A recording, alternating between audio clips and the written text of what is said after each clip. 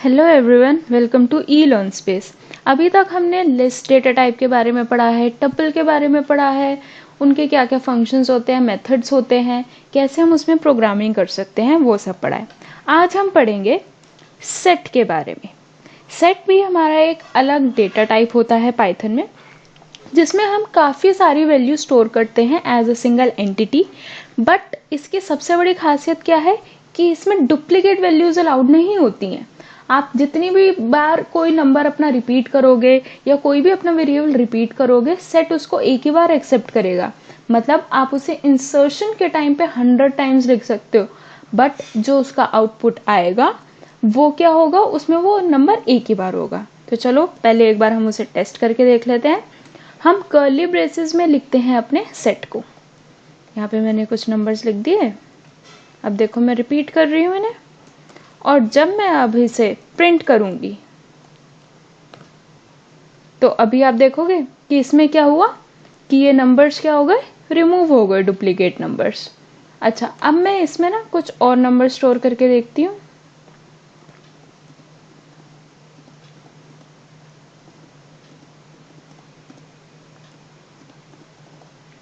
अब हम इसे रन करके देखते हैं।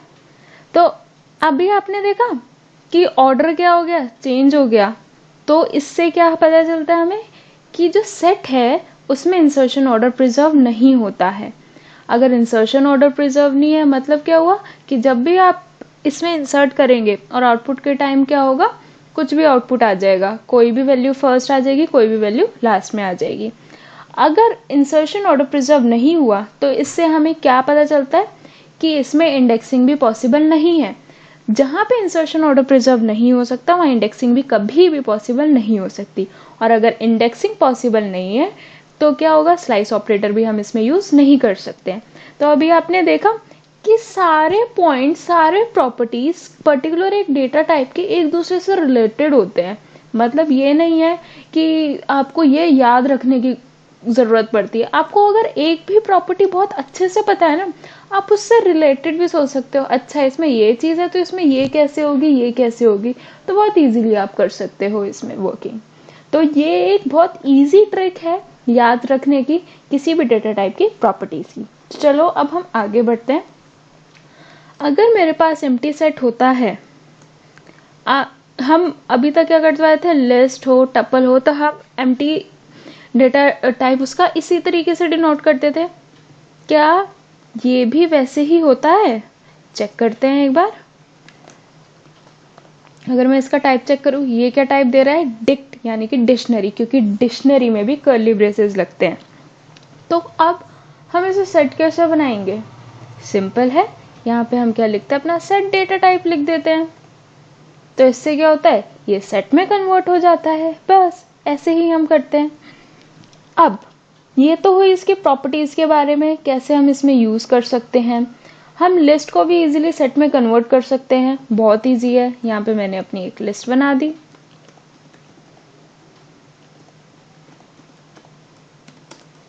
और अब मैं क्या कर रही हूं, इसको कन्वर्ट करवा देती हूं सेट में। और अब मैं अपना S1 को प्रिंट करवा सकती हूँ। तो देखो, इससे हमें ये भी पता चलता है कि अगर हमें कभी ऐसा करना हो कि जो भी मेरी लिस्ट है उसमें से डुप्लीकेट वैल्यूज रिमूव करनी है, तो बहुत इजीली कर सकते हैं। हम क्या करेंगे, उसको अपना सेट में कन्वर्ट करेंगे, उसके बाद अगेन लिस्ट में कन्वर्ट कर देंगे, हो जाएगा। हमेशा ना हमें एक इजी टॉपिक पे जाना चाहिए, इजी हमें सॉल्यूशन ढूंढना चाहिए जिससे जल्दी से जल्दी आउटपुट आ जाए। देखो, लेंथी सॉल्यूशंस भी पूछे जाते हैं, बट सबसे बेस्ट वे होता है, सबसे इजीएस्ट एंड शॉर्टेस्ट पाथ आपको पता होना चाहिए। अब आपको घर भी जाना है तो आप सबसे शॉर्टेस्ट पाथ ही तो लोगे ना, आप कोई लंबे रूट से तो नहीं जाओगे, पहले मैं यहाँ जाऊंगा वहां जाऊंगा, नहीं ना। तो वैसे ही हम प्रोग्रामिंग में भी करते हैं, जो सबसे शॉर्टेस्ट एंड ईजी वे होता है हम वही अप्लाई करते हैं हमेशा। तो अब हम इसमें कुछ फंक्शंस के बारे में पढ़ लेते हैं, मेथड्स के बारे में पढ़ लेते हैं। ये मेरे कुछ एलिमेंट्स हैं। अब इसमें मुझे कोई एलिमेंट ऐड करना है तो मैं क्या लिखूंगी, अपना ऐड मेथड लिखूंगी। अब मैंने यहाँ पे क्या कर दिया, 40 ऐड कर दिया। अब मैं इसे क्या करवाऊंगी, प्रिंट करवाऊंगी। तो अब ये क्या कर देगा, इसको ऐड कर देगा। जब इसका इंसर्शन ऑर्डर प्रिजर्व नहीं है तो ये कहीं पर भी उस एलिमेंट को ऐड कर देगा। अब मुझे क्या करवाना है, मेरे पास एक सेट गिवन है, अब मेरे पास एक लिस्ट भी गिवन है, मुझे इन दोनों को ही एक बनाना है। तो वो भी हम इजीली कर सकते हैं। कैसे करेंगे, s1 डॉट अपडेट l1, यानी कि अपडेट मेथड क्या करेगा, s1 सेट में l1 लिस्ट अपनी अपडेट कर देगा। तो देखो इसमें इंसर्शन ऑर्डर तो प्रिजर्व होता नहीं है, तो कहीं पर भी कोई भी वैल्यू ऐड हो जाएगी। आप ये नहीं कह सकते हो कि पर्टिकुलर एक ही जगह एक वैल्यू ऐड हो सकती है इसमें। आई होप ये चीज़ अब आपको समझ में आई होगी।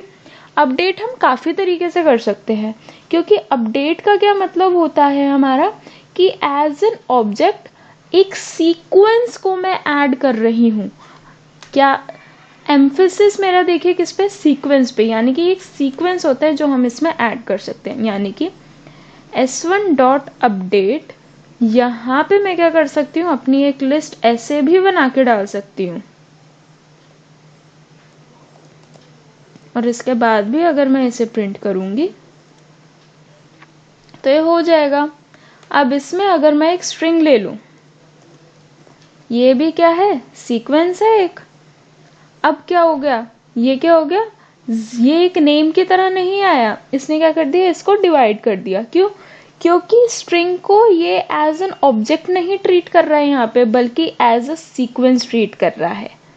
अब अगर हम सीक्वेंस बोल रहे हैं तो क्या मैं एक सिंपल अपना वेरिएबल इसमें ऐड कर सकती हूँ, इसे रन करके देखते हैं, नहीं हुआ ऐड। क्यों, क्योंकि ये इंटीजर टाइप है। इंटीजर टाइप का क्या मतलब हुआ कि ऐड हो ही नहीं सकता है।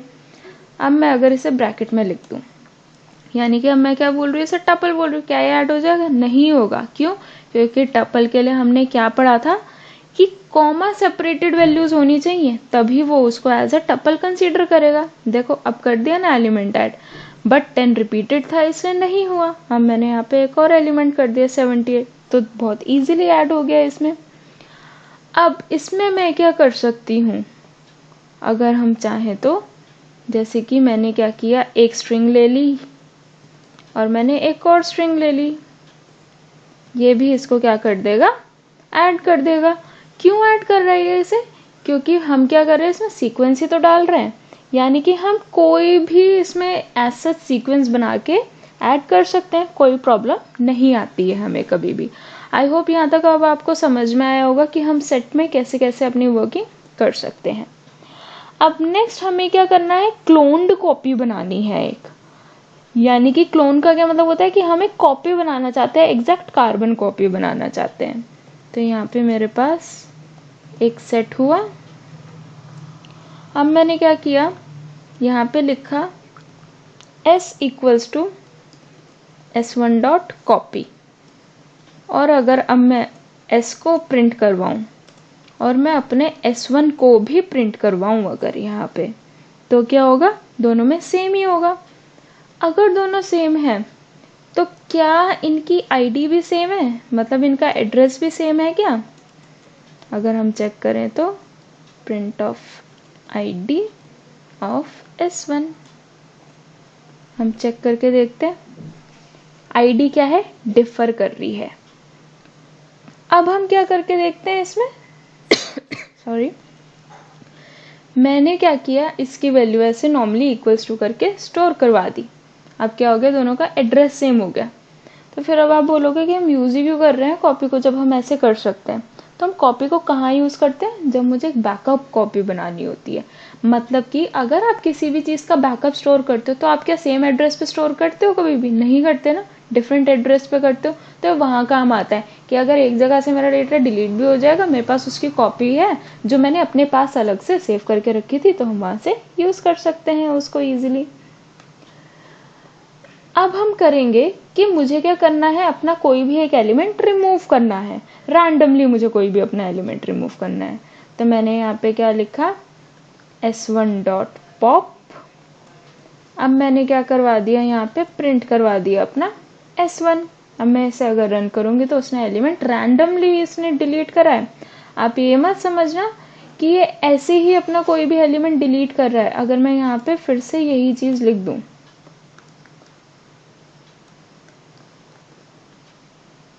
तो देखो इसने रैंडमली डिलीट कर दिया। पहले इसने 40 डिलीट किया, अब इसने क्या कर दिया, 10 डिलीट कर दिया। अब मुझे अगर कोई पर्टिकुलर एलिमेंट डिलीट करना हो तो हम कैसे करेंगे, यहाँ लिखेंगे s1 डॉट रिमूव और यहाँ पे मैं अपने वेरिएबल का नाम लिख दूंगी। और अब हम इसे प्रिंट करवा के देख लेते हैं।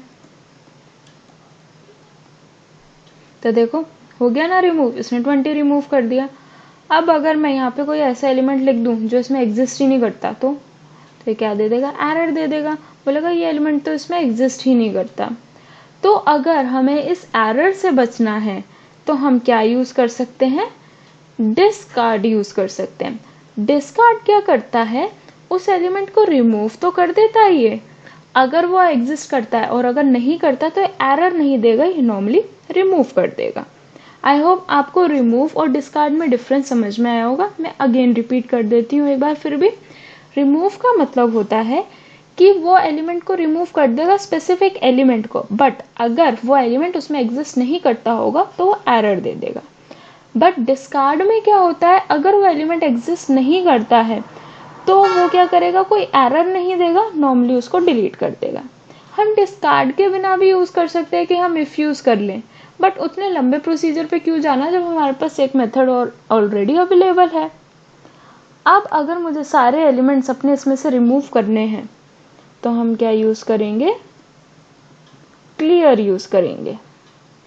क्लियर यूज करने से क्या होता है, ये क्या करेगा, पूरे सेट को एम्प्टी कर देगा, यानी कि उसमें जितने भी एलिमेंट्स होंगे अब सारे इसमें से रिमूव हो जाएंगे। आई होप ये सब आपको समझ में आया होगा। अब हम बढ़ते हैं नेक्स्ट टॉपिक की तरफ, जो है हमारा मैथमेटिकल ऑपरेटर्स। यानी कि हम क्या कर रहे हैं, अब जो भी हमारे मैथमेटिकल ऑपरेटर्स होते हैं अब हम उसको यूज करके देखेंगे। फर्स्ट है हमारा यूनियन। यूनियन आई होप आप सबको पता ही होगा क्या होता है, जो दो अलग अलग सेट्स को जोड़ता है। जैसे सेट्स हमारा मैथ्स में एक टॉपिक होता है ना, उसी की तरह होता है। देखो जो हमारी प्रोग्रामिंग लैंग्वेज होती है ना, वो कहीं ना कहीं लगभग हमारी मैथ्स की तरह होती है। तो अगर आपको मैथ्स में काफी इंटरेस्ट है तो आपके लिए प्रोग्रामिंग बहुत इजी हो जाती है, और नहीं भी है तो क्या हो गया, मैं हूं ना यहाँ समझाने के लिए उस चीज को। अब नेक्स्ट हम करते हैं इसमें, अब जैसे हमने यूनियन करा, हमने क्या करा, यहाँ पे दो सेट ले लिए, एक और सेट ले लिया हमने।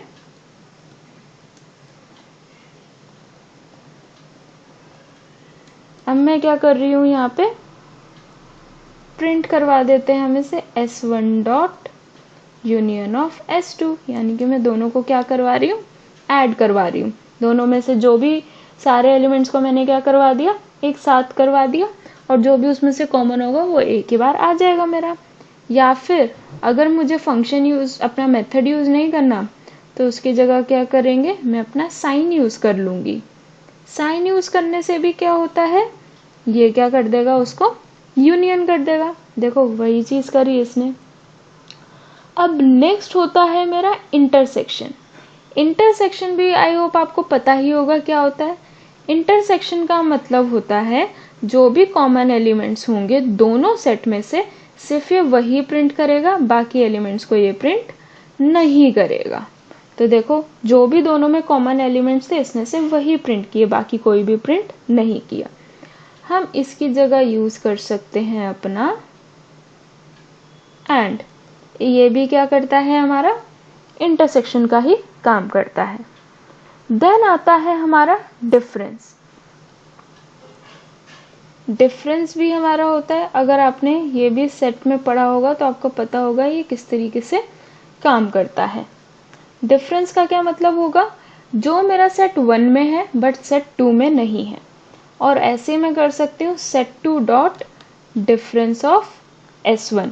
तो इससे क्या होगा, जो एलिमेंट्स अब सेट 2 में होंगे बट सेट 1 में नहीं होंगे, वो क्या आ जाएंगे, यहाँ पे डिफरेंस में आ जाएंगे। अब इसको भी हम रिप्रेजेंट कर सकते हैं अपने सिंबल से, जो है हमारा माइनस का सिंबल। ये उससे भी आ जाएगा। ठीक है, अब नेक्स्ट होता है हमारा सिमेट्रिक डिफरेंस। सिमेट्रिक डिफरेंस का क्या मतलब होता है बेसिकली हमारा, कि जो S1 में होगा या S2 में होगा बट दोनों में नहीं होगा, उसको हम क्या बोलते हैं, अपना सिमेट्रिक डिफरेंस बोलते हैं। तो उसके लिए हम यहाँ पे ऐसे लिखते हैं, सिमेट्रिक डिफरेंस।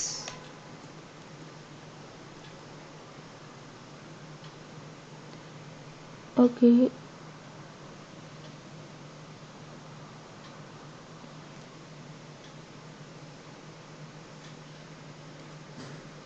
Spelling error.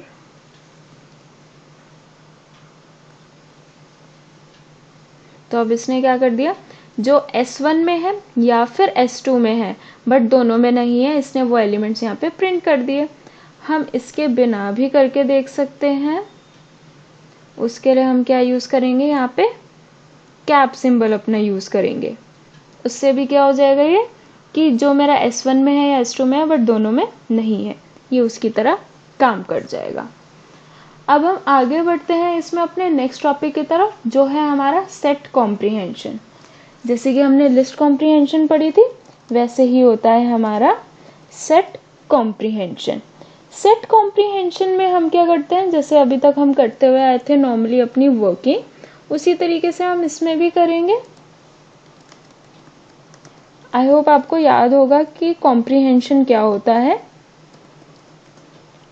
इसमें मैं फिर से इसका सिंटेक्स लिख देती हूँ कि क्या होता था सिंटेक्स। जैसे यहाँ लिखा मैंने एफ, यहाँ पे x star x for x in range, जो भी हमें यहाँ पे रेंज देनी है, यानी कि वन लाइन में मैंने अपना क्या कर दिया, सारा कंप्लीट कर दिया। पहले expression for x in sequence condition, यानी कि जो भी सीक्वेंस कंडीशन होगी उसके थ्रू हम कर देते हैं।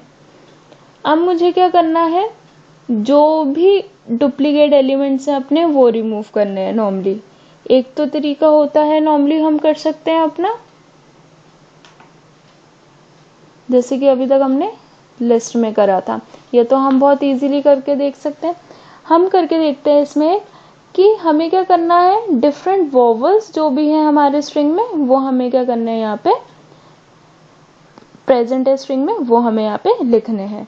तो सबसे पहले हमने यहाँ पे क्या किया, एक वेरिएबल लिया, यहाँ पे हमने अपना इनपुट करवाया एंटर सम वर्ड, यानी कि यहाँ पे मैंने अपना कोई भी एक वर्ड अपना प्रिंट करवा दिया। इसके बाद मैं क्या कर रही हूँ, उसको कन्वर्ट करवा रही हूँ अपने सेट में कन्वर्ट करवा दिया यहाँ पे हमने अपना। और यहाँ पे मैंने वॉवल्स के लिए ले लिया एक अपना डिफरेंट, जो भी वॉवल्स होते हैं हमारे वो मैंने यहाँ पे लिख दिए।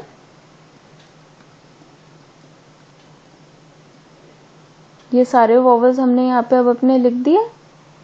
अब हम यहाँ पे क्या करवाएंगे, t equals to s dot intersection of v। तो अब हम अगर प्रिंट करवाते हैं, प्रिंट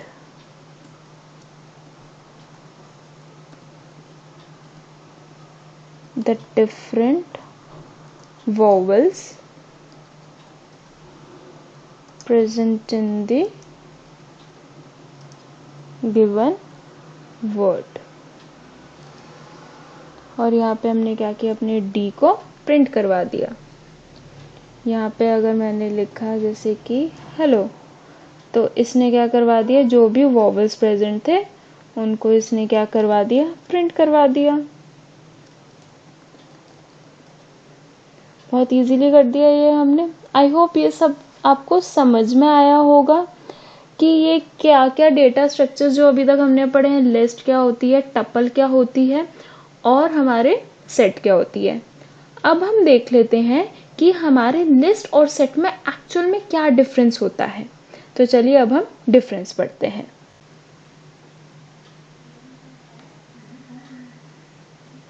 फर्स्ट डिफरेंस होता है हमारा लिस्ट में डुप्लीकेट्स अलाउड।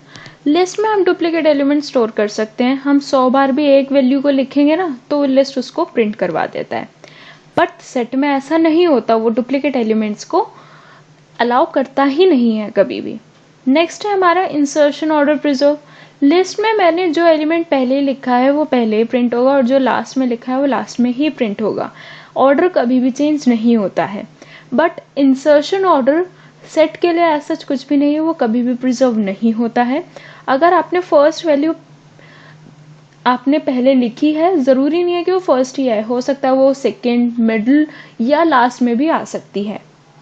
नेक्स्ट पॉइंट है हमारा slice operator and indexing applicable.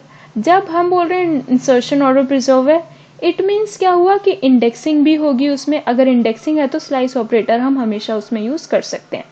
Slice operator और इंडेक्सिंग पाइथन में साइड बाय साइड चलती है, साइमल्टेनियसली चलती है। अगर मैं बोल रही हूँ कि उसमें इंडेक्सिंग पॉसिबल है तो इट मीन्स उसमें स्लाइस ऑपरेटर भी पॉसिबल होगा ही होगा हमारा। बट सेट में ये चीज़ हमारी पॉसिबल नहीं होती है। जब इंसर्शन ऑर्डर ही प्रिजर्व नहीं है तो इंडेक्सिंग भी पॉसिबल नहीं हो सकती है और ना ही हमारा स्लाइस ऑपरेटर उसमें वर्क करेगा। आई होप आपको समझ में आया होगा कि सेट डेटा स्ट्रक्चर हमारा किस तरीके से वर्क करता है पाइथन में, क्या क्या मेथड्स हम यूज़ कर सकते हैं, किस तरीके से हम इसमें अपने मैथमेटिकल ऑपरेटर्स यूज़ करते हैं, सेट कैसे हमारे लिस्ट से डिफरेंट होता है। अगर आपको कोई भी ओपिनियन हो किसी भी वीडियो को लेके या पर्टिकुलर इस वीडियो को लेके, तो प्लीज़ आप कमेंट सेक्शन में भी हमें बता सकते हैं या आप हमें ईमेल कर सकते हैं elearnspace22@gmail.com पे, और आप हमें इंस्टाग्राम पे भी फॉलो कर सकते हैं। Thank you friends.